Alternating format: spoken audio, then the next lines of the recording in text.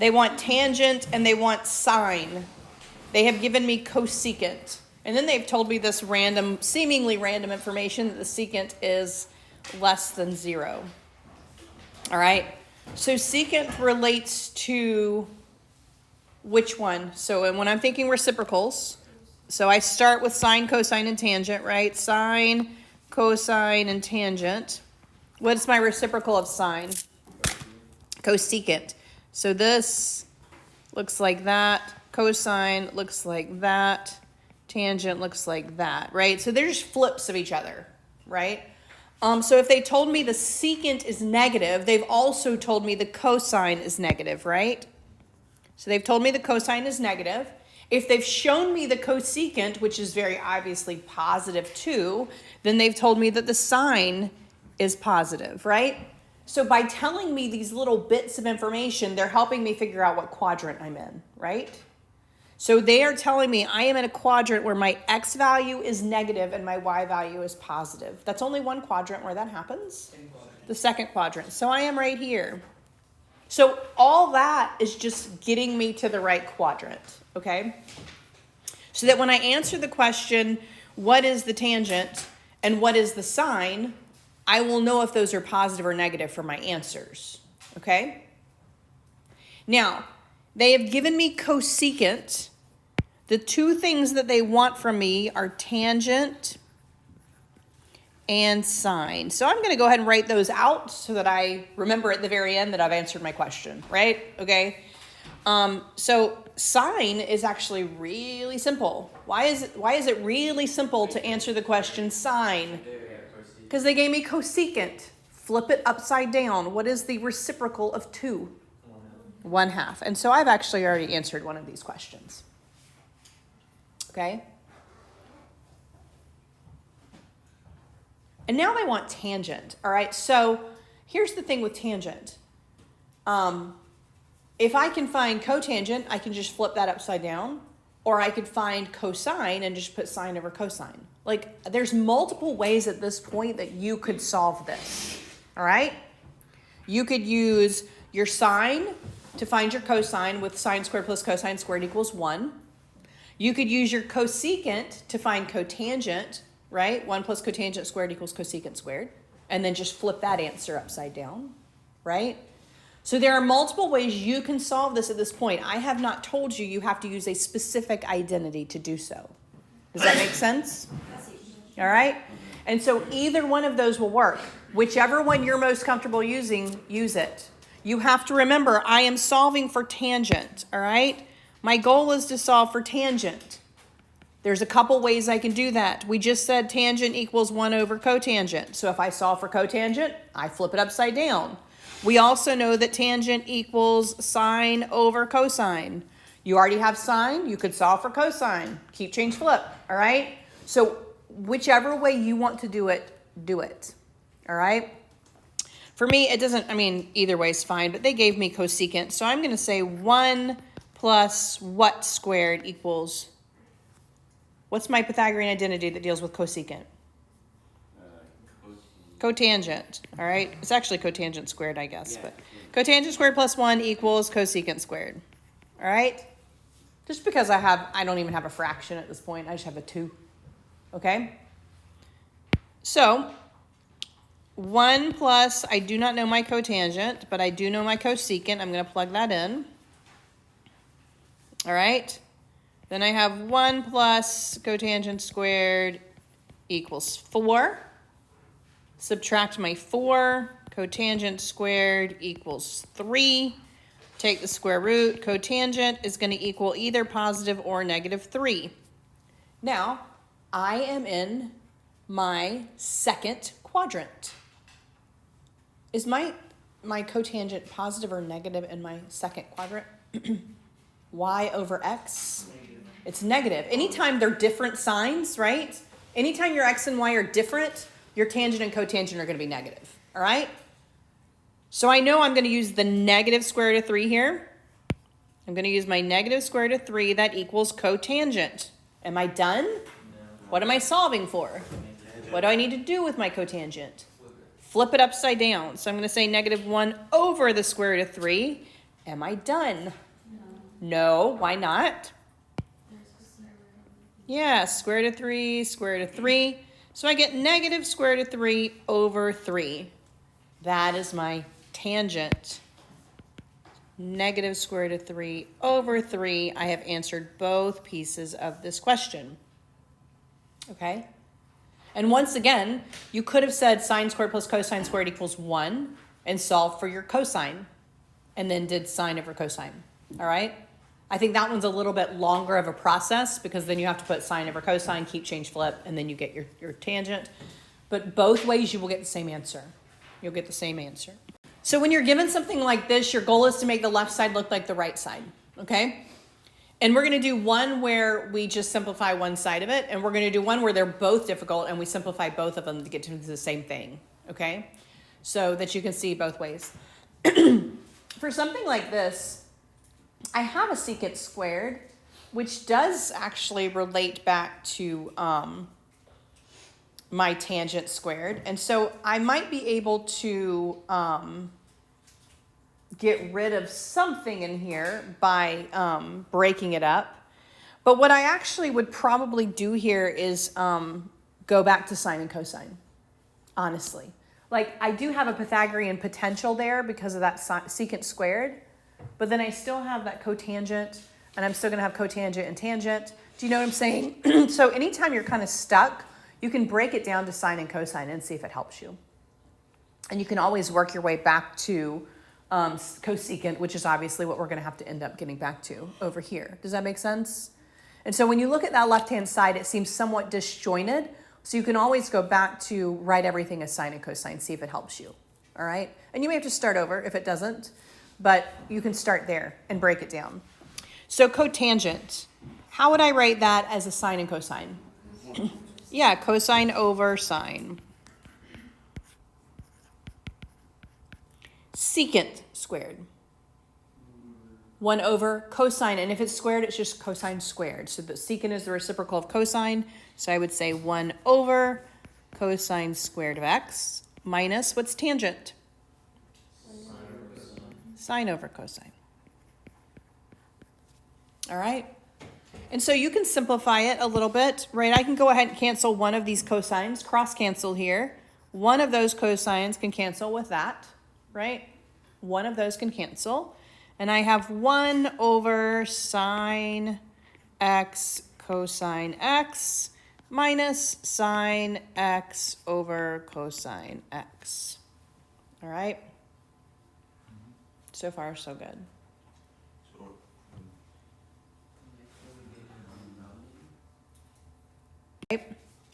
So I am going to say this already has my common denominator, but this does not. I need a sign here to get a common denominator. So I have 1 minus sine squared of x, right? That's my numerator. Ready to see that? Over my common denominator of sine x cosine of x. Now, 1 minus sine squared should look vaguely familiar, all right? It should bring to your memory that we have a Pythagorean identity that looks like this. And if I want 1 minus sine squared, I just moved sine squared over. So this is the same thing as this. Everybody see that? From my Pythagorean identity, I can see that I could replace 1 minus sine squared of x with cosine squared of x. And so that's what I will do. I will say, okay, I'm going to replace this whole numerator with cosine squared of x over sine x cosine of x.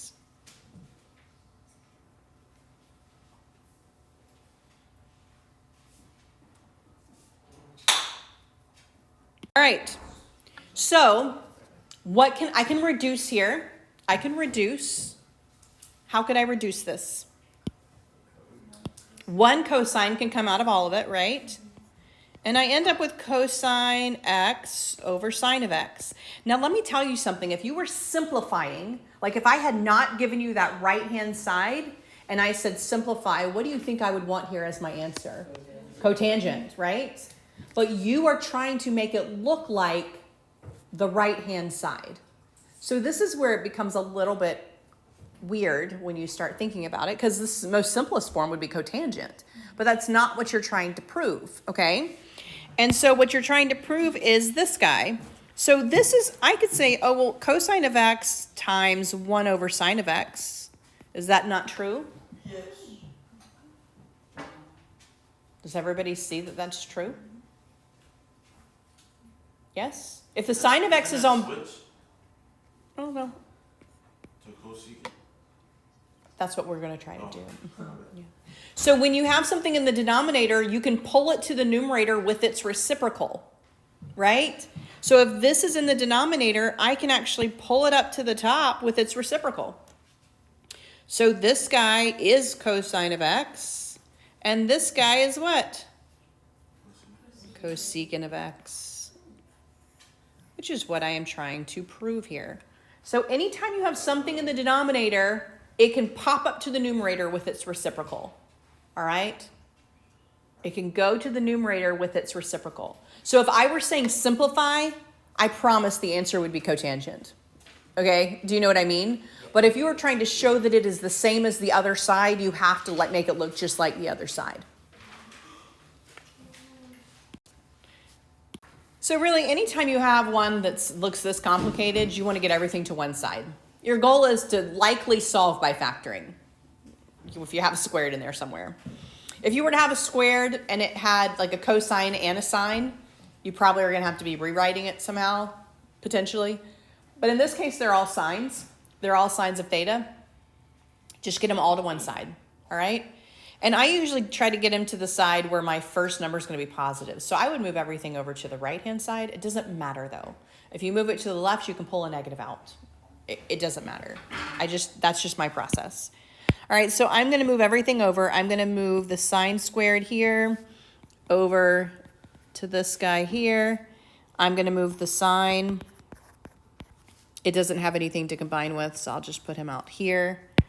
These will both cancel. I will have 0, all right? And again, sides don't matter. So if it's equal, I can put them on either side. I'm just putting them on the left-hand side because it's easier to see that way. All right, so I have 4 minus 2. So I just have 2 sine squared. I have a negative sign that cannot combine with anything. All right, and I have a negative 1.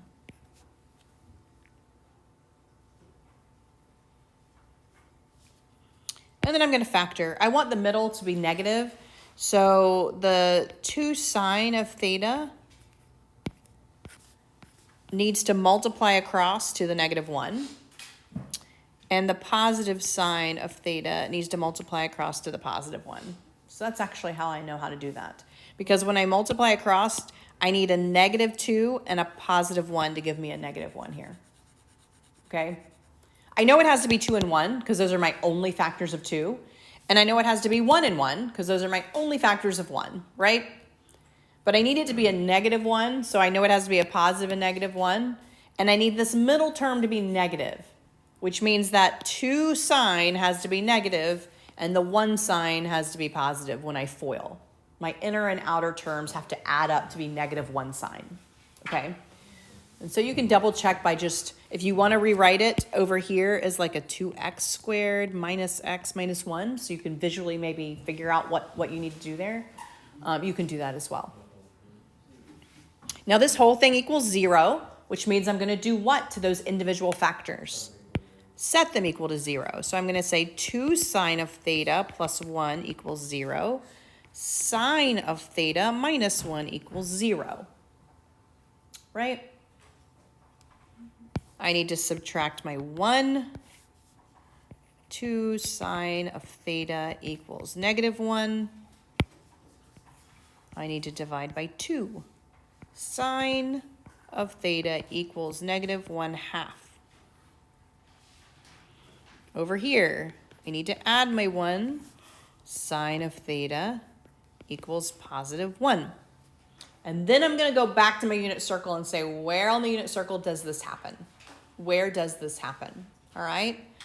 There are two places on your unit circle where your sign value is negative 1/2. It's in the third and fourth quadrant for your pi over 6s, right?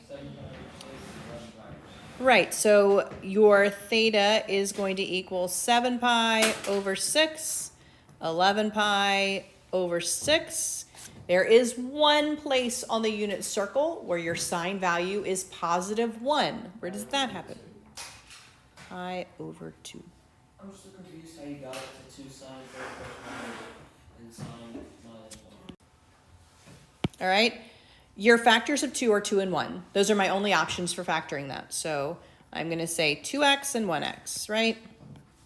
My factors of 1 are 1 and 1, right? But I need a positive and a negative because it's negative 1, correct? All right. So I looked at this middle term here and I said it needs to be a negative 1 when it's all said and done. Now, my middle term is a combination of my outer and my inner, all right? So I'm going to somehow take 2x and 1x and get a negative 1. What do I need to do in order to do that? My 2 has to end up being negative, right? What is the 2 multiplying by? That other outer term. So that means he has to be negative. That's going to give me a negative 2. That means he has to be positive, positive 1. That will give me my negative 1 in the center. Okay?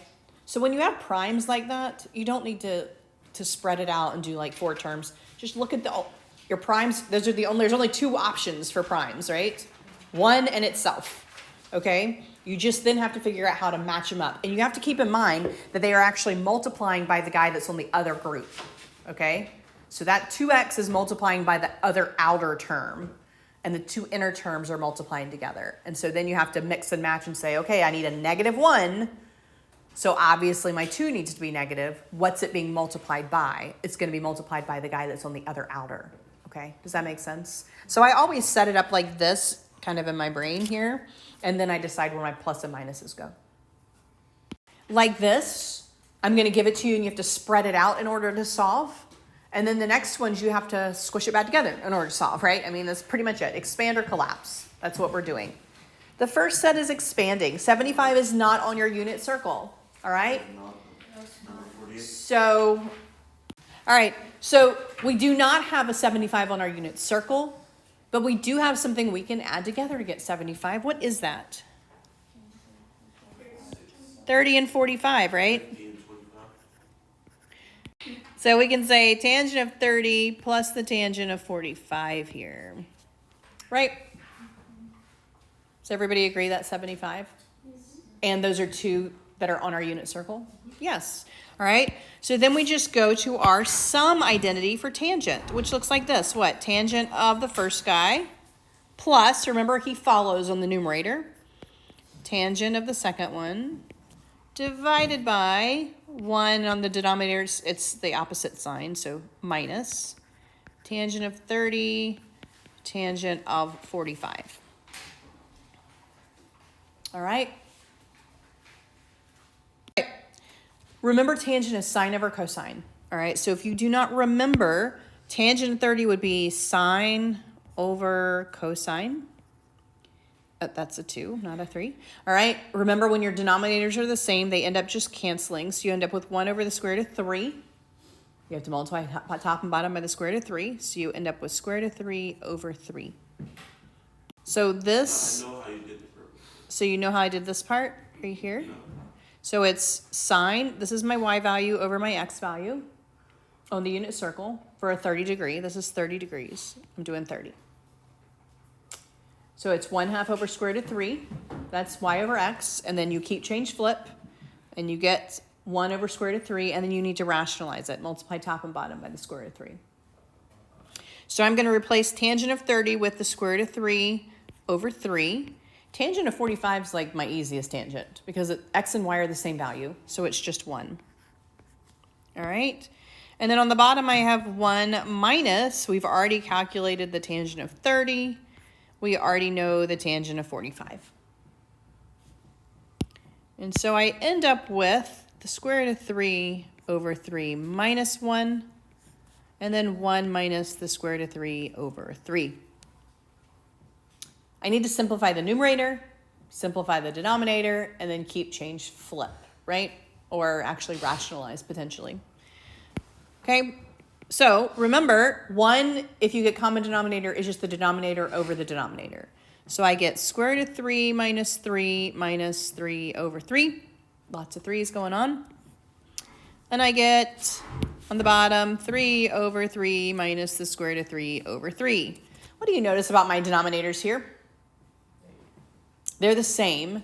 So the same thing's going to happen. These will end up canceling, and I will end up with just my numerator over my numerator. Everybody see that?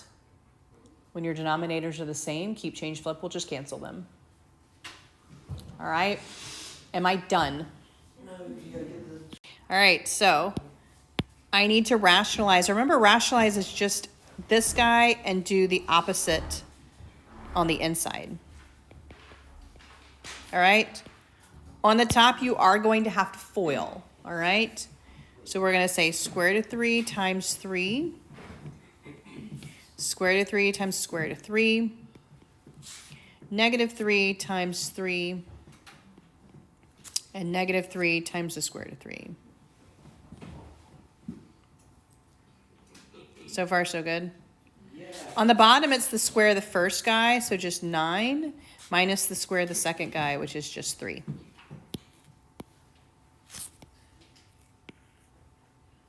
All right.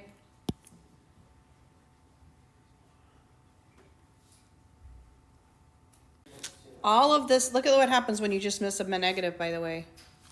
If anyone's ever missed a negative and gotten upset with yourself for it, there we go. Yes, thank you. Because I was looking at it going, these should not all cancel. That's not right. There we go, 6 square root of 3. This looks so much better. We like that. All right, square root of 3 plus 2. There we go. I was like, the tangent of 75 is not 1. It helps to, by the way, know your unit circle. Thank you for that little tiny. I mean, like, this is why these are important. What's the difference between that and that? Just made all the difference in the world. All right, please hear me. Once you condense it, you're not done. I actually want the trig function. Saying that for a reason, okay? So for this type right here, sine and cosine should not be in your answer. You should actually give me what the sine or cosine is, okay? For this, sine and cosine will be in your answer because there's a variable in your answer, so you cannot give me the sine or cosine. So you are condensing these. The first thing you want to do is recognize which one do I have, sine, cosine, or tangent. This is sine, cosine, cosine, sine. That reduces to a sine, okay? So this whole entire thing is going to be the sine of these two things added together. So the sine of pi over 18 plus pi over 9. What do I need to add pi over 18 and pi over 9? Common denominator. So that's going to be the sine of pi over 18 plus 2 pi over 18. We can now add those fractions. What is 1 pi plus 2 pi? 3 pi. All right. Now, once again, reduce. Reduce, reduce. Yeah, so that reduces by 3's. So I get the sine of pi over 6, right? Sine of pi over 6. Everybody see that? The sine of pi over 6 is just, that is your answer, not that guy. So this last one on this page, 35, all right. So for this one, once again, you are going to look at this and say, which of the 3 trig functions should this represent for those particular identities? This is cosine, right? Cosine, cosine, sine, sine is a cosine one, right? And specifically, so this is going to be the cosine of 5x, but it's opposite of this. So 5x plus 3x, right? And so it's going to be the cosine of 8x. And that is your answer. You are finished with that. It was double angles, double angles. Yes. All right. They're giving you several pieces of information on this as well, okay? They are telling you where it's located. All right, so they're saying that this is on which quadrant? From 0 to 90 is what quadrant? The first quadrant, okay? And then they are telling you one other piece, cosine. Now for cosine, it's kind of nice because no matter what they give you, you kind of can use any one of the three, right? If this had been sine of 2 theta, you would have had to calculate using Pythagorean theorem what your sine value is, right? But for cosine, if they give you cosine, you're good to go because one of your 3 cosines has cosine in it, right? So if you look at your little sheet, we are now on double angle identities, and your cosine has 3 options. One of them includes cosine, right? And so I can use my double angle identity that deals with cosine. All right, I can use that one. And really, all I have to do is plug it in here. So I have the cosine of 2 theta here should equal 2 times my cosine squared, which they gave me, minus 1. All right, square this first. That's going to be 9 over 25. And then multiply by 2. That 2 only changes the numerator. It is 2 over 1. Okay? So that's going to be 18 over 25 minus, I need a common denominator, 25 over 25. And that's going to be negative 7 over 25. Now explain to me why I would get a negative number if they told me I was in my first quadrant. I am doubling the angle that was in my first quadrant.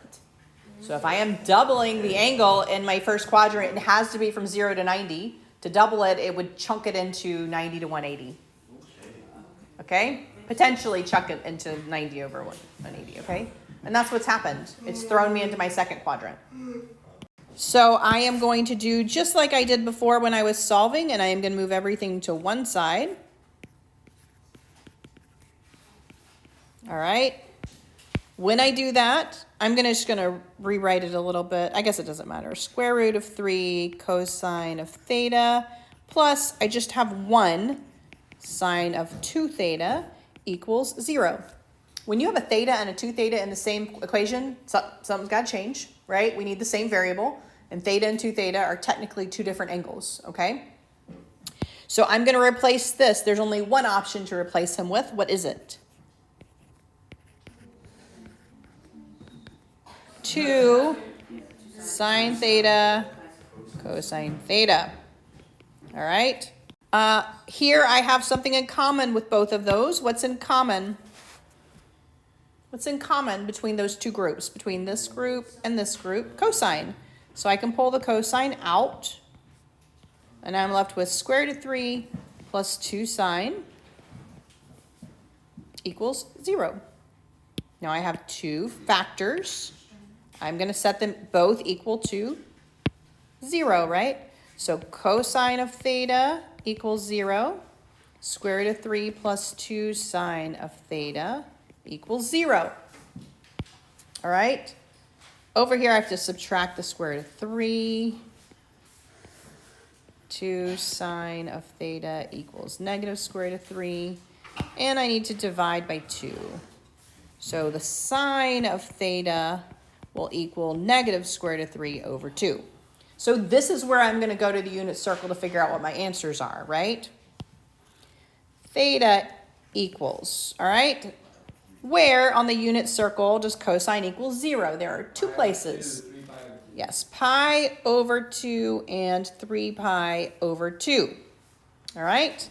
Where on the unit circle does sine equal negative square root of 3 over 2? Yeah, so third and fourth quadrant for your pi over 3s. And these are your answers.